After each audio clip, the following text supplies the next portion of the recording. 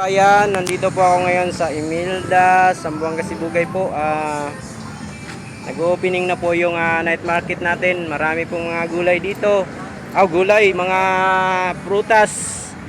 Mayroong mga buko juice. Ito po. At nagagandahan din po yung mga tindira dito, mga kabayan. Dito lang po yan sa Imelda, Zamboanga Sibugay. Gusto nyo pumunta dito?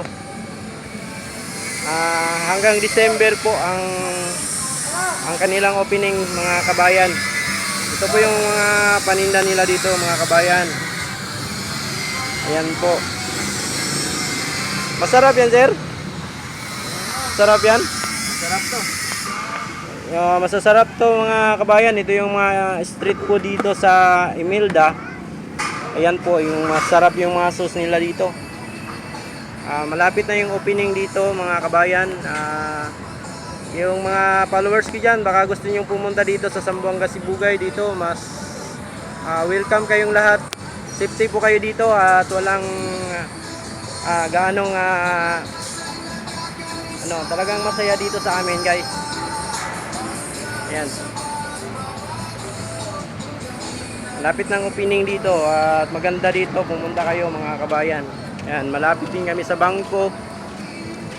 Mayroon din mga bakery. Ayan.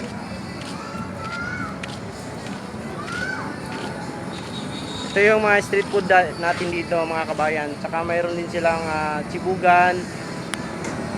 Kung gusto nyo magpatato, mayroon ding mga tattoo artist dito na magagaling. Ayan. Ito, puntahan nyo lang tong Lenny Street Foods. Ayan po mga at saka yung M&M Boko Station. Dito lang po yan sa Imelda. Ayan po, masasarap yung buko nila. Ayan. Hindi lang masarap, pati tindira magaganda, tsaka yung tindiro gwapo din. Ayan. Okay, salamat.